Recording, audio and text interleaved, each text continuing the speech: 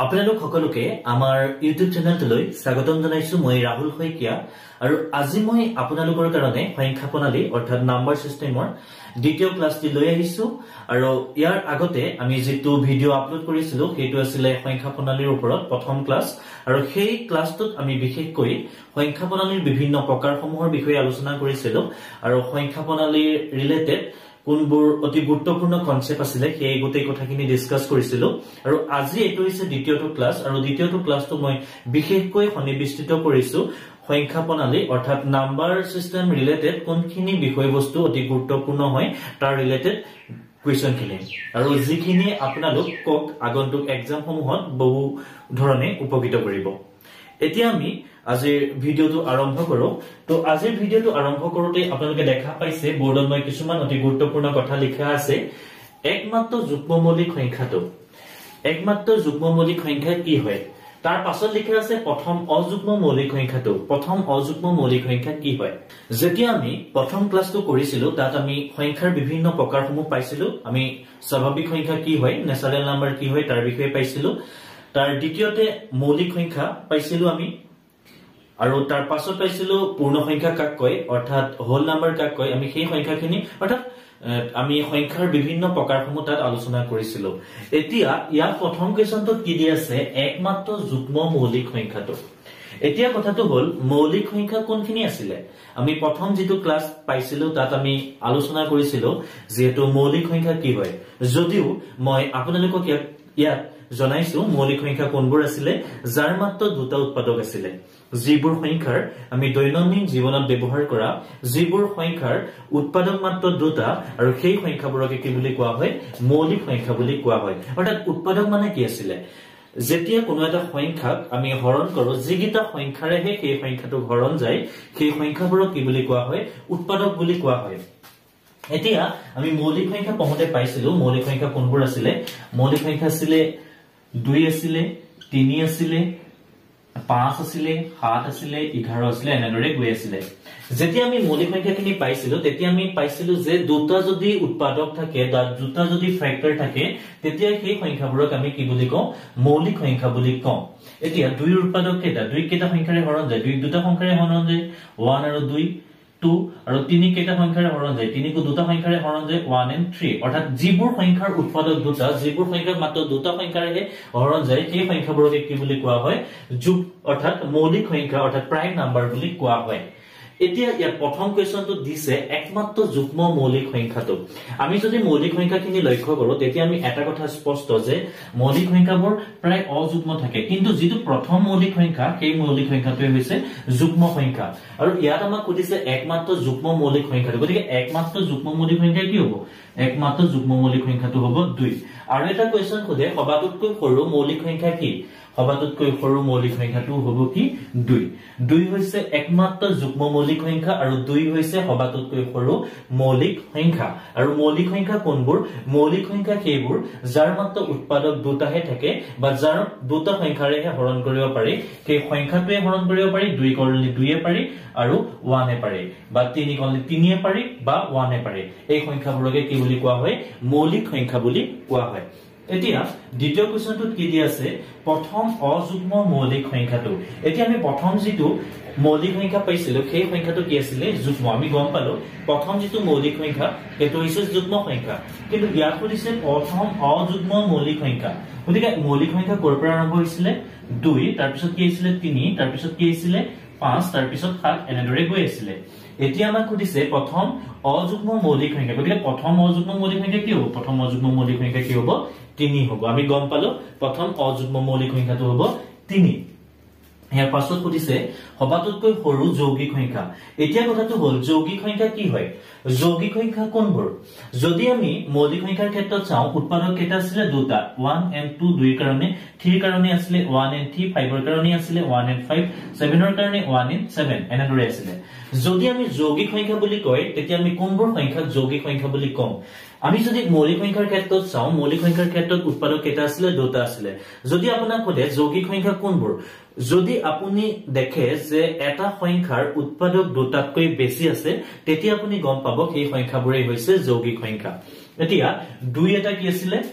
মৌলিক সংখ্যা 3 এটা কি আছিল মৌলিক সংখ্যা যদি আমি 3 এর পাছৰ সংখ্যাটো চাও 3 এৰ পাছৰ সংখ্যাটো কি 4 গতিকে 4 এৰ উৎপাদক কেটা 4 কি সংখ্যাৰে হৰণ যায় 4 1 এৰে হৰণ যায় 4 2 এৰে হৰণ যায় 4 আৰু 4 এৰে হৰণ যায় গতিকে আমি গম পালো যে 4 তিনিটা সংখ্যাৰে হৰণ যায় দুটাতকৈ অধিক উৎপাদক গতিকে সেই কাৰণে 4 হৈছে কি এটা যৌগিক সংখ্যা ঠিক একেদৰে আমি যদি 6 চাও 6 উৎপাদক কেটা 6 এৰ 1 যায় 3 এ যায় 2 এ যায় 6 যায় 6 4টা গতিকে দুটাতকৈ অধিক গতিকে 6 গতিকে উৎপাদক দুটাতকৈ অধিক 6 উৎপাদক কেটা 4টা এটা দুটা তিনটা 4টা গতিকে 6 এটা কি হ'ব তেতিয়া হলে যৌগিক সংখ্যা গতিকে ইয়াৰ পৰা আমি গম পালো যে যৌগিক সংখ্যা কোনবোৰ যাৰ উৎপাদক দুটাতকৈ বেছি হয় গতিকে প্ৰথমটো কি পালো 4 তাৰ পিছত 6 তাৰ পিছত আহিব 8 তাৰ পিছত আহিব 9 এনেদৰে গৈ থাকিব এতিয়া আমাক ইয়াত কৈছে সবাতোতকৈ সৰু যৌগিক সংখ্যাটো সবাতোতকৈ সৰু যৌগিক সংখ্যা কি হ'ব তেতিয়া হলে আমি প্ৰথম কোনটো পাইছিলো যৌগিক সংখ্যা 4 গতিকে आंसर কি হ'ব ইয়াত 4 হ'ব ঠিক একেদৰে ইয়াত আকৌ কৈছে সবাতোতকৈ সৰু অযুগ্ম যৌগিক সংখ্যা অযুগ্ম যৌগিক সংখ্যা আমি যদি এই যৌগিক সংখ্যাৰ লাইনটো সিৰিয়ালটো চাও তেতিয়া প্ৰথম যৌগিক সংখ্যা কি 4 তাৰ পিছত কি 6 তাৰ পিছত 8 এই 4 6 8 এই সংখ্যা দুটা প্ৰথম সংখ্যা তিনিটা কি হৈছে যুগ্ম সংখ্যা তাৰ পিছত যেটো আছে যৌগিক সংখ্যা কেটো হৈছে 9 আৰু 9 9ৰ উৎপাদক কেটা দুটাতকৈ বেছি আৰু যাৰ কাৰণে 9টো হৈছে প্ৰথম অযুগ্ম যৌগিক সংখ্যা কাৰণ 9 এটা অযুগ্ম তাৰ আগৰ সংখ্যা কিটা কি পাইছিল আমি যুগ্ম গতিকে आंसरটো কি হ'ব সবাতোতকৈ সৰু অযুগ্ম যৌগিক সংখ্যা কি হ'ব 9 গম পালো আমি এতিয়া সবাতোতকৈ সৰু অযুগ্ম যৌগিক সংখ্যাটো কি 9 ইয়াৰ পাছত আৰু কেইটামান অতি গুৰুত্বপূৰ্ণ কোৱেশ্চন অৰ্থাৎ গুৰুত্বপূৰ্ণ কোৱেশ্চন নহয় গুৰুত্বপূৰ্ণ বিষয়বস্তু কেইটামান লিখা আছে যিকিটা প্ৰায় এক্সামত সোধে আপোনালোকক এক্সামত দিয়ে এটা যুগ্ম আৰু এটা যুগ্ম সংখ্যা যদি যোগ কৰো আমি তাৰ आंसरটো কি পাম যুগ্ম পাম নে অযুগ্ম পাম ঠিক একেদৰে সোধে এটা যুগ্ম সংখ্যা আৰু এটা যদি আমি অযুগ্ম সংখ্যা যোগ কৰো তেতিয়া आंसरটো কি পাম যুগ্ম পাম নে অযুগ্ম পাম ঠিক একেদৰে সোধে অযুগ্ম সংখ্যা এটা আৰু অযুগ্ম সংখ্যা এটা যদি আমি যোগ কৰো তেতিয়া आंसरটো আমি যুগ্ম পাম নে অযুগ্ম পাম যদি তুমি চোৱা বা আপোনালোকে যদি চাই এটা যুগ্ম সংখ্যা সাপোজ 2 আৰু এটা যুগ্ম সংখ্যা সাপোজ 4 ইহত দুটা যদি আমি যোগ কৰো সদায় কি পাম 4 2 6 অৰ্থাৎ এটা যুগ্ম সংখ্যা আৰু এটা যুগ্ম সংখ্যা आंसरটো কি পাইছো এটা যুগ্ম সংখ্যা ঠিক একেদৰে এটা সংখ্যা ললে 8 আৰু এটা সংখ্যা ললে 10 8 এটা যুগ্ম সংখ্যা 10 এটা যুগ্ম সংখ্যা आंसरটো কিমান 18 18 এটা যুগ্ম সংখ্যা গতিকে এটা যুগ্ম সংখ্যাৰ লগত যদি আৰু এটা যুগ্ম সংখ্যা যোগ কৰা হয় आंसरটো সদায় এটা যুগ্ম সংখ্যা পোৱা যায় ঠিক একেদৰে যুগ্ম সংখ্যা এটাৰ লগত যদি আমি অযুগ্ম সংখ্যা এটা যোগ কৰো সাপোজ 1 ৰ লগত যদি আমি 2 যোগ কৰো কি পাম 3 অৰ্থাৎ 1 এটা কি হৈছে অযুগ্ম সংখ্যা 2 এটা হৈছে কি যুগ্ম সংখ্যা যুগ্ম সংখ্যাৰ লগত যদি এটা অযুগ্ম সংখ্যা লগ কৰো তেতিয়া আমি কি পাইছো आंसरটো এটা অযুগ্ম সংখ্যা ঠিক একেদৰে 5 ৰ লগত যদি আমি 7 যোগ কৰো 5 ৰ লগত যদি আমি 7 যোগ কৰো তেতিয়া কি পাম এটো 5 আৰু 7 দুইটাই অযুগ্ম গতিকে আমি 5 ৰ লগত যদি আমি 6 যোগ কৰো অৰ্থাৎ এটো এটা অযুগ্ম এটো হৈছে এটা যুগ্ম গতিকে 6 পাছে 11 11 এটা হৈছে কি তোমাৰ অযুগ্ম সংখ্যা গতিকে যুগ্ম সংখ্যা এটাৰ লগত যদি আমি অযুগ্ম সংখ্যা এটা যোগ কৰো তেতিয়া সদায় আমি কি পাম অযুগ্ম সংখ্যা এটা আমি অযুগ্ম সংখ্যা এটা পাম ঠিক একেদৰে অযুগ্ম সংখ্যা এটাৰ লগত যদি আমি অযুগ্ম সংখ্যা এটা যোগ কৰো অযুগ্ম সংখ্যা সাপোজ 1 ৰ লগত যদি আমি 3 যোগ কৰো কিমান পাম 4 ঠিক একেদৰে 5 ৰ লগত যদি আমি 7 যোগ কৰো কিমান পাম 12 অৰ্থাৎ দুটা এটো এটা অযুগ্ম সংখ্যা এটো এটা অযুগ্ম সংখ্যা आंसरটো কি পাইছো এটা যুগ্ম সংখ্যা 5 এটা অযুগ্ম সংখ্যা 7 এটা অযুগ্ম সংখ্যা आंसरটো কি পাইছো 12 12 এটা কি যুগ্ম সংখ্যা গতিকে অযুগ্ম সংখ্যা এটাৰ লগত যদি অযুগ্ম সংখ্যা এটা যোগ কৰা হয় সদায় ৰিজাল্টটো কি পোৱা যায় এটা যুগ্ম সংখ্যা গতিকে আমি গম পালো যুগ্ম সংখ্যা এটাৰ লগত যদি যুগ্ম সংখ্যা এটা যোগ কৰা হয় যুগ্ম সংখ্যা এটা পোৱা যায় যুগ্ম সংখ্যা এটাৰ লগত যদি অযুগ্ম সংখ্যা এটা যোগ কৰা যায় অযুগ্ম সংখ্যা এটা পোৱা যায় অযুগ্ম সংখ্যা এটাৰ লগত যদি অযুগ্ম সংখ্যা এটা যোগ কৰা যায় তেতিয়া এটা যুগ্ম সংখ্যা পোৱা যায় আমি ইয়াত এই গোটেই বোৰ্ডখনত আমি প্ৰথমতে কি কথা গম পালো একমাত্ৰ যুগ্ম মৌলিক সংখ্যাটো হৈছে 2 আৰু 2 হৈছে সবাতোতকৈ সৰু মৌলিক সংখ্যা তাৰ পিছত আমি কি গম পালো প্ৰথম অযুগ্ম মৌলিক সংখ্যাটো কিমান প্ৰথম অযুগ্ম মৌলিক সংখ্যাটো হৈছে কিমান 3 প্ৰথম অযুগ্ম মৌলিক সংখ্যাটো হৈছে 3 তাৰ পাছত আমি কি গম পালো সবাতোতকৈ সৰু যৌগিক সংখ্যাটো সবাতোতকৈ সৰু যৌগিক সংখ্যা কি হৈছে 4 তাৰ পিছত আমি কি গম পালো সবাতোতকৈ সৰু অযুগ্ম যৌগিক সংখ্যা সবাতোতকৈ সৰু অযুগ্ম যৌগিক সংখ্যা কি আছিল 9 আৰু আমি কি গম পালো লগতে যুগ্ম সংখ্যা এটাৰ লগত যদি যুগ্ম সংখ্যা এটা আমি যোগ কৰো এনসাৰটো সদায় এটা যুগ্ম সংখ্যা পাম ঠিক একেদৰে যুগ্ম সংখ্যা এটাৰ লগত যদি আমি অযুগ্ম সংখ্যা এটা যোগ কৰো তেতিয়া এনসাৰটো আমি কি পাম এটা অযুগ্ম সংখ্যা তাৰ পাছত আমি কি গম পালো অযুগ্ম সংখ্যা এটাৰ লগত যদি অযুগ্ম সংখ্যা এটা যোগ কৰো সদায় এনসাৰটো আমি কি পাম যুগ্ম সংখ্যা এটা পাম গতিকে আমি এতিয়া বহুতখিনি কথা গম পালো এই বিষয়বস্তুখিনি আমি গোটেইখিনি গম পালো ইয়াৰ পাছত আমি এতিয়া ডিসকাস কৰিম কিছুমান অতি গুৰুত্বপূৰ্ণ কোৱেশ্চন যিসমূহ আপোনালোকে মন কৰি চাব মই যেন এইবোৰ লিখি দিছো আপোনালোকে এটা এখন বহি আৰু এটা পেন উলিয়াই যাব আৰু মই যাতে লিখি দিওতে আপোনালোকে লগে লগে লিখি যাব মই ইয়াৰ পাছত কোৱেশ্চনসমূহ লিখি লিখি প্ৰবলেমসমূহ সলভ কৰি যাও আৰু আপোনালোকে মোৰ লগে লগে কোৱেশ্চনসমূহ লগে লগে লিখি আৰু এনসাৰসমূহ সলভ কৰি যাব এতিয়া আমি পাছৰ পৰ্যায়লৈ যাওঁ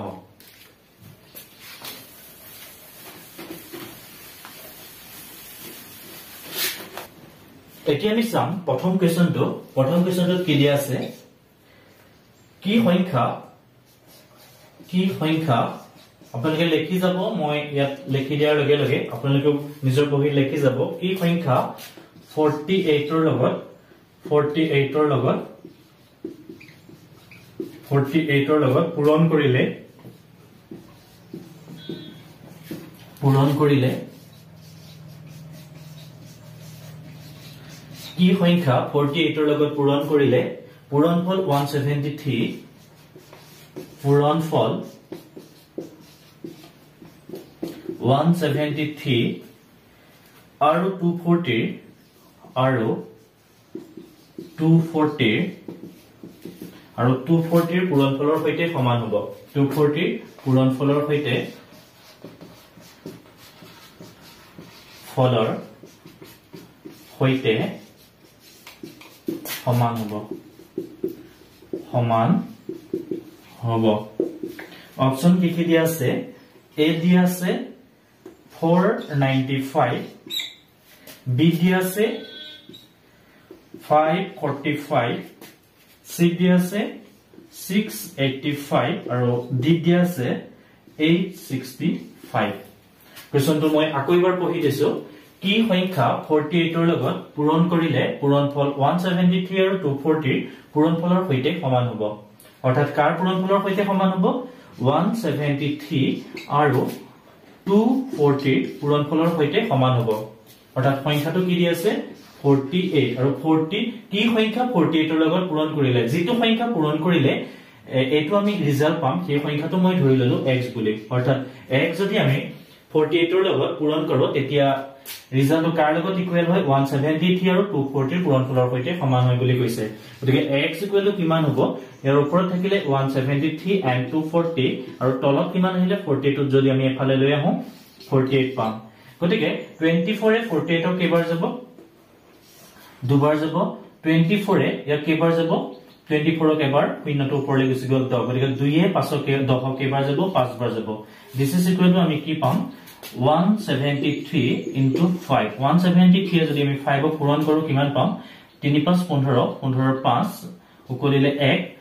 5 7 35 36 ৰ 6 উকলিলে 3 5 গুণ 5 5 3 8 অৰ্থাৎ 865 आंसर আছে নে ডি অপচনটো কাৰেক্ট অৰ্থাৎ ডি অপচনটো হ'ব কাৰেক্ট যদি এনেদৰে দিয়া থাকে কোৱেশ্চন এটা কেনেদৰে সলভ কৰিব লাগে আপোনালোকে গম পালে এতিয়া আমি ইয়াৰ পাছৰ কোৱেশ্চনটো লৈ আহিছো ইয়াৰ পাছৰ কোৱেশ্চনটো কি দিয়া আছে আপোনালোকে লিখি যাব কোৱেশ্চন নম্বৰ 2 হ'ব এটো যদি চাৰিটা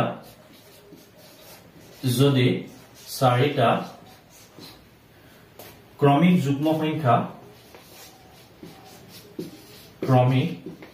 যুগ্ম সংখ্যা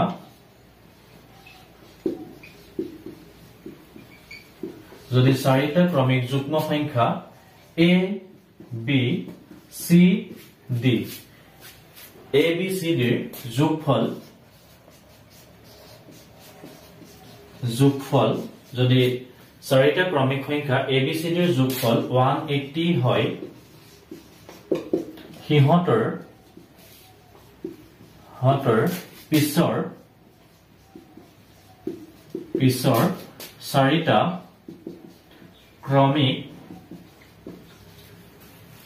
ইহঁতৰ পিছৰ চাৰিটা ক্ৰমিক যুগ্ম সংখ্যাৰ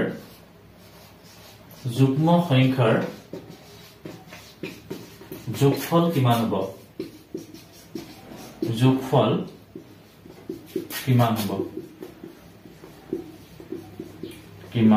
হ'ব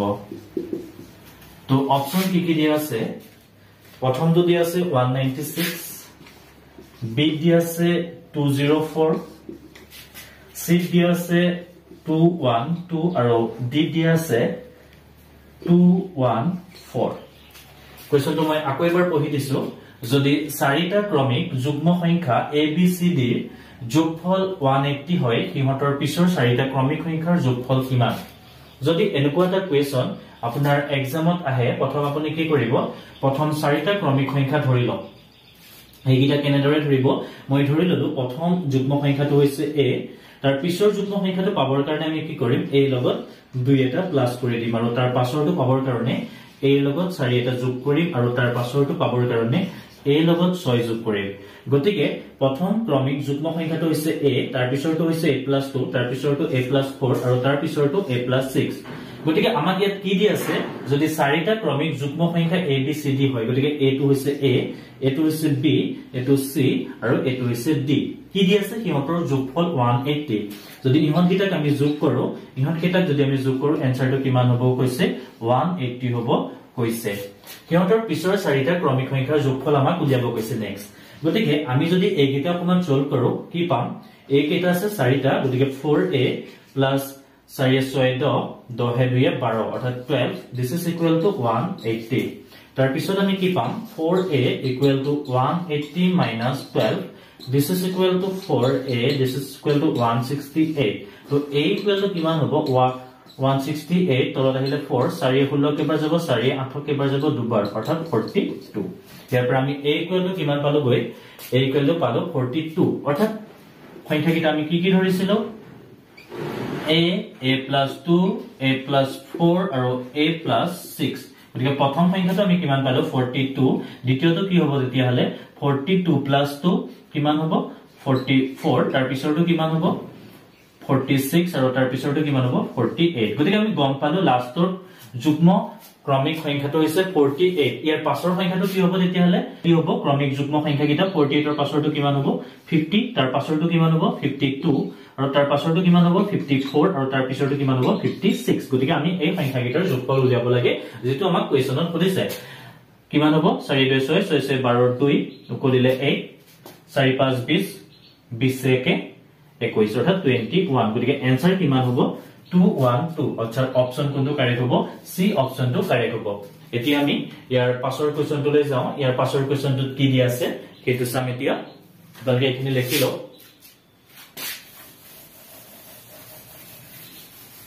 ইয়াৰ পাছৰ কোৱেশ্চনটো আপোনালোকে লিখি লব এটা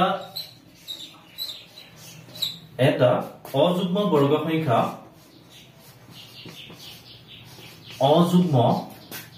সংখ্যাক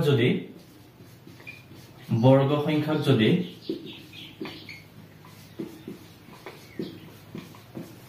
এটা অযুগ্ম বৰ্গ সংখ্যাক যদি 8 ৰে হৰণ কৰা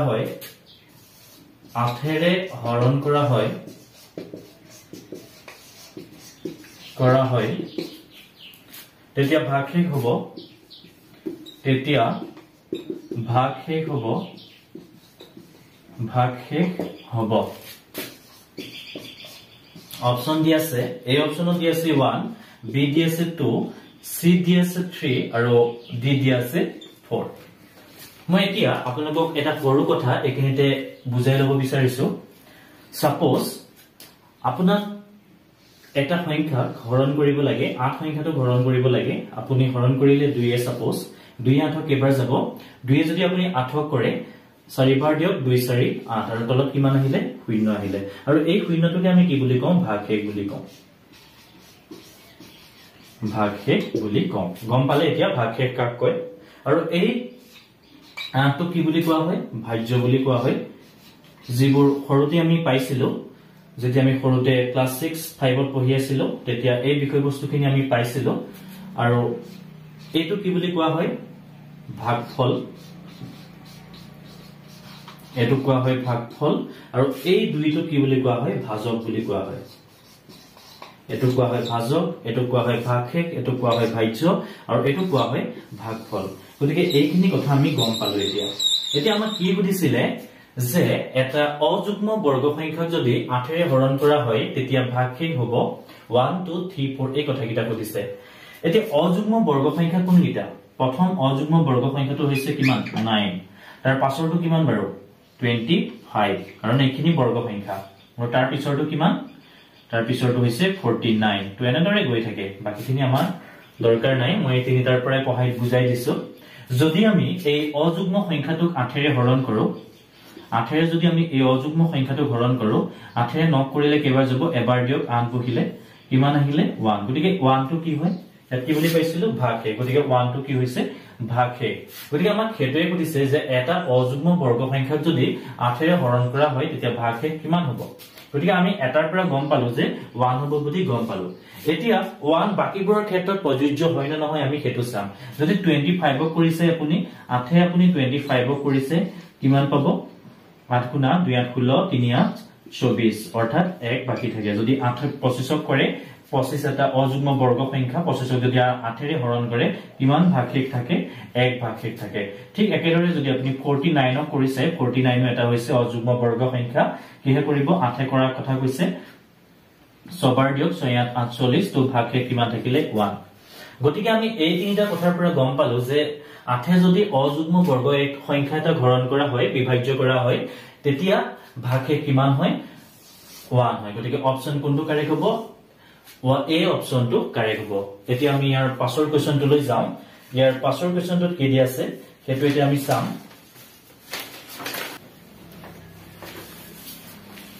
ইয়াৰ পাছৰ কোৱেশ্চনটো আপোনালোকে লিখি লওক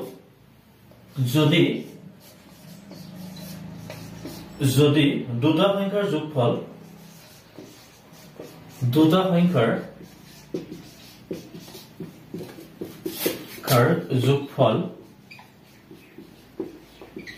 যদি দুটা সংখ্যাৰ যোগফল 14 আৰু সিহঁতৰ পাৰ্থক্য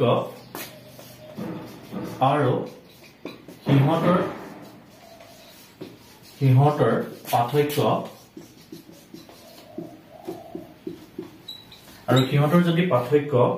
10 হয় তেতিয়া যদি সিহঁতৰ পাৰ্থক্য 10 হয় তেতিয়া সংখ্যা দুটাৰ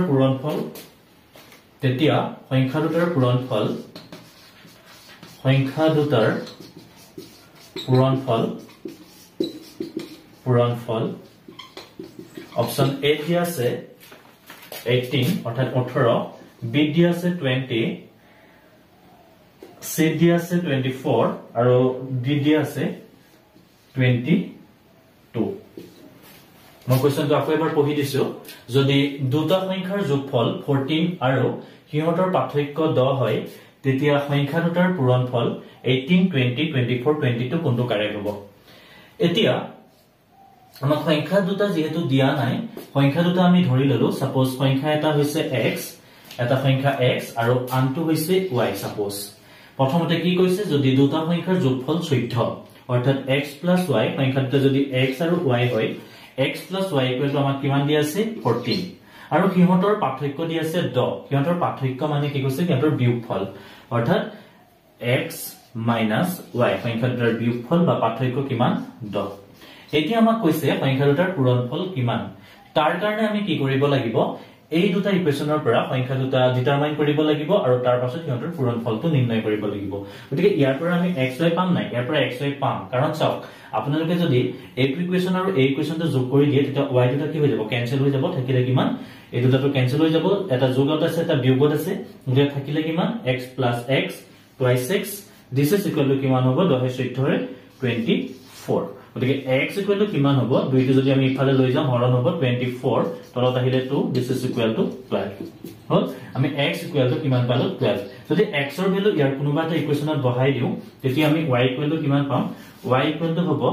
14 minus x ইফালে গুছি যাব x this is equal to কিমান হ'ব 14 minus 12 this is equal to 2 অৰ্থাৎ আমি সংখ্যা দুটা কিমান পালো এটা সংখ্যা পালো 12 আৰু এটা পালো 2 অৰ্থাৎ এটা 12 পালো এটা পালো 2 আমাক কি কৈছে সংখ্যা দুটাৰ পূৰণফল আমি এটা কি কৰি দিম এই সংখ্যা দুটা পূৰণ কৰি দিম এনসাৰটো কিমান হ'ব 2 বাং 24 অৰ্থাৎ 24 হ'ব এনসাৰ গতিকে অপচন কোনটো কাৰেক্ট হ'ব অপচন সি টো কাৰেক্ট হ'ব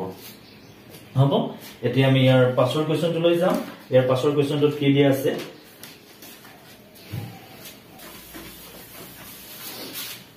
দুটা সংখ্যাৰ পূৰণফল ইয়াৰ পাছৰ সংখ্যাটো দিয়া আছে কোৱেশ্চনটো দিয়া আছে দুটা সংখ্যাৰ পূৰণফল দুটা সংখ্যাৰ পূৰণফল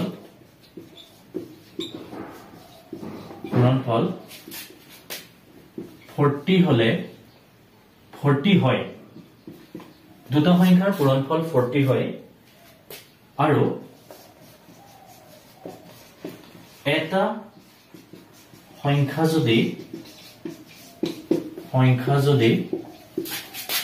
হয় আনটো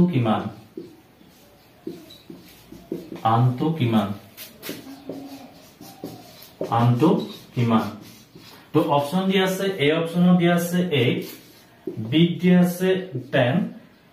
সি দিয়া আছে 12 আৰু ডি দিয়া আছে 6 এতিয়া আমি এটো কৰিম মই কোৱেশ্চনটো আকৌ এবাৰ পঢ়ি দিছো দুটা সংখ্যা যদি পূৰণফল 40 হয় আৰু এটা সংখ্যা যদি 5 হয় আনটো সংখ্যা কিমান 8 10 12 6 এতিয়া আমি এটো সলভ কৰি চাম যদি এনেকুৱা এটা কোৱেশ্চন দিয়া থাকে আপুনি কি কৰিব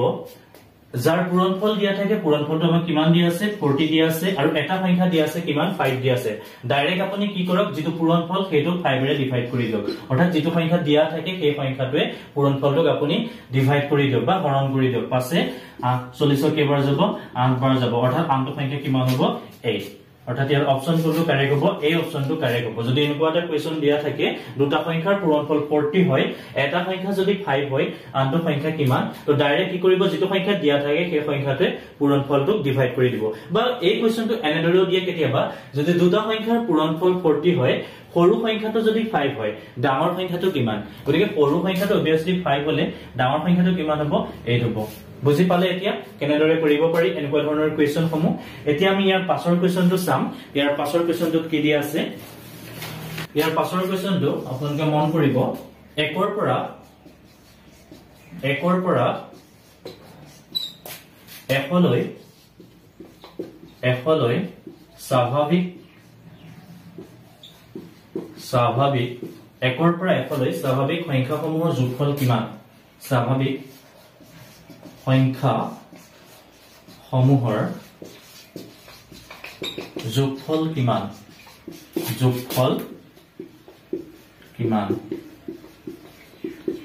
অপশন কি দিয়া আছে এ অপশনত দিয়া আছে 5050 বি অপশনত দিয়া আছে 6000 সি অপশনত দিয়া আছে 5000 আৰু ডি অপশনত দিয়া আছে 5052 অৰ্থাৎ 1 ৰ পৰা এফলৈ স্বাভাৱিক সংখ্যাসমূহৰ যোগফল সুধিছে আমাক কিমান হ'ব যদি এনেকুৱা এটা কোৱেশ্চন দিয়া থাকে আপুনি যদি নৰমালি কৰে 1 ৰ লগত 2 যোগ কৰিলে 2 ৰ লগত 3 অৰ্থাৎ একটা সংখ্যা যদি আপুনি যোগ কৰে এই গোটেইখিনি ৰিজাল্ট উলিয়াবলৈ বহুত সময়ৰ প্ৰয়োজন হয় তাৰ কাৰণে কিছুমান স্পেশাল ফৰ্মুলা আছে যিসমূহৰ যোগেদি আপুনি এই আনসাৰসমূহ সহজতে কৰিব পাৰে মই কেইটা আপোনালোকৰ কাৰণে লিখি দিছো আপুনি প্ৰথম nটা স্বাভাৱিক সংখ্যাৰ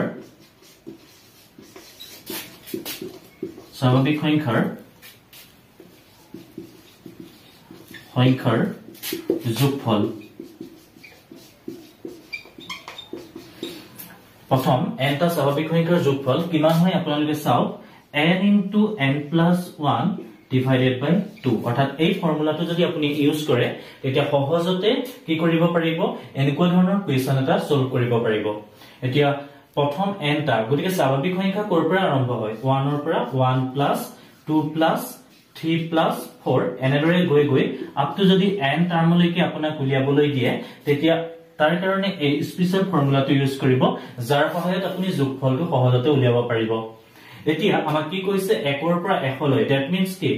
1 plus 2 plus 3 plus up to n equal to কিমান দিয়া আছে 100 this is equal to আমি উলিয়াব লাগে এই কোৱেশ্চনটোৰ মেইনটো এইটোৱে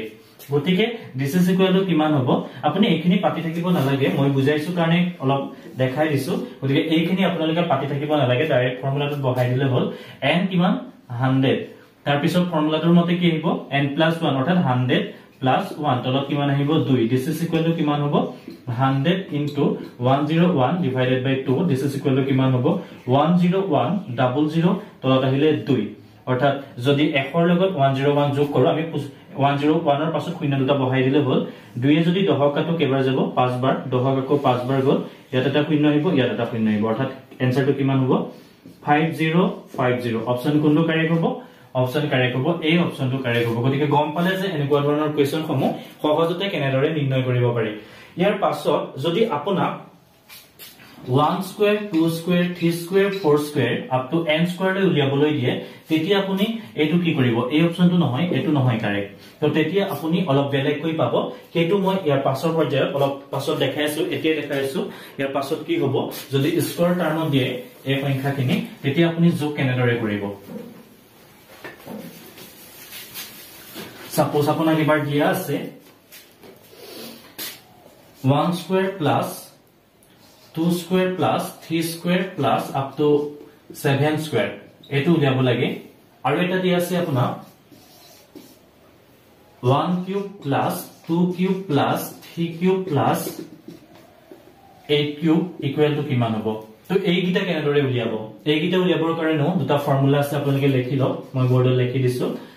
1 square plus 2 square plus 3 square plus up to n square লৈ যদি আপুনি উলিয়াব লাগে তেতিয়া ইয়াৰ যোগফলটো কি হয় n into n plus 1 twice n plus 1 divided by 6 ইয়াৰ যোগফলটো হয় এটো গতিকে এই ফৰ্মুলাটো ইউজ কৰি আমি প্ৰথম কোৱেশ্চনটো সলভ কৰিব পাৰো ঠিক একেদৰে যদি কিউবত দিয়া থাকে 1 cube plus 2 cube plus 3 cube plus up to n cube লৈ যদি আপোনাক দিয়া থাকে গতিকে this is equal to কি হয় n into n plus 1 divided by 2 whole square তো এই ফৰ্মুলাটো ইউজ কৰিব লাগে প্ৰথমটোৰ কাৰণে এটো ফৰ্মুলা ইউজ কৰক স্কয়াৰটোৰ কাৰণে আৰু তাৰ পাছৰটোৰ কাৰণে আপুনি এটো ফৰ্মুলা ইউজ কৰক ইয়াত n ইকুৱেল টু কিমান দিয়া আছে প্ৰথম কোৱেশ্চনটোত n ইকুৱেল টু দিয়া আছে আপোনাৰ 7 গতিকে ফৰ্মুলা মতে কি হ'ব ফৰ্মুলা মতে n into n plus 1 অৰ্থাৎ 7 into 7 plus 1 আৰু twice n plus 1 অৰ্থাৎ 2 into 7 plus 1 divided by কিমান হ'ব 6 হ'ব ইয়াৰ এনসাৰটো কিমান হ'ব আপোনালোকে কৰি পেলাই মোক কমেন্ট বক্সত জনাব ঠিক আছে মই এখিনি কৰি নাথাকো আপোনালোকে বুজি পালে কেনেদৰে কৰা হয় তাৰ পিছৰ কোৱেশ্চনটোত n ইকুৱেল টু কিমান দিয়া আছে 1 cube 2 cube 3 cube up to 8 cube লৈকে n ইকুৱেল টু কিমান দিয়া আছে 8 গতিকে এইটো কাৰণে আমি কি ফৰ্মুলা ইউজ কৰিম এই তলৰ ফৰ্মুলাটো কাৰণ এইটো আছে কিউবত গতিকে সেই ফৰ্মুলাটোৰ মতে কি হ'ব এনসাৰটো n into n কিমান দিয়া আছে 8 into 8 plus 1 divided by কিমান 2 this is কি হ'ব হোল স্কয়াৰ হ'ব গতিকে ইয়াৰ যেটো ভ্যালু পাব হেতুই হ'ব এই পিছৰ কোৱেশ্চনটোৰ এনসাৰটো এই পিছৰ কোৱেশ্চনটো আৰু এই কোৱেশ্চনটোৰ সলভ কৰি পেলাই এনসাৰ কিটা কিমান কিমান হয় আপোনালোকে কমেন্ট বক্সত জনাব গতিকে আজি সম্পূৰ্ণ ক্লাছটোত আমি সংখ্যা প্ৰণালী ৰিলেটেড কিমানখিনি গুৰুত্বপূৰ্ণ কোৱেশ্চন আছে সেই গোটেই গুৰুত্বপূৰ্ণ কোৱেশ্চনখিনি আপোনালোকৰ লগত ডিসকাস কৰিলো গতিকে প্ৰথম ক্লাছ যেটো আছিল সংখ্যা প্ৰণালীৰ কেইটো আমি বেসিকখিনি শিকিছিলো আজি বিভিন্ন ধৰণৰ প্ৰবলেম সলভ কৰিলো গতিকে আজিৰ ক্লাছটো ইমানেই আছিল অনাগত দিনত আপোনালোকে আমাৰ এনেকুৱা ধৰণৰ ভিডিও পাই থাকিবৰ কাৰণে আমাৰ চেনেলটো সাবস্ক্ৰাইব কৰিব শেয়াৰ কৰিব আৰু লাইক কৰিব লগতে মই আৰু এটা কথা কওঁ যদি ভিডিওটোত কিবা প্ৰবলেম আছে আপোনালোকে যদি বুজি পোৱাত কিবা অসুবিধা অনুভৱ কৰিছে তেতিয়া কমেন্ট বক্সত আমাক জনাব যাতে ইয়াৰ পাছৰ ক্লাছটোত আপোনালোকৰ কাৰণে আৰু অলপ ইম্প্ৰুভ কৰিব পাৰো গতিকে আজিলৈ ইমানেই আছিল ধন্যবাদ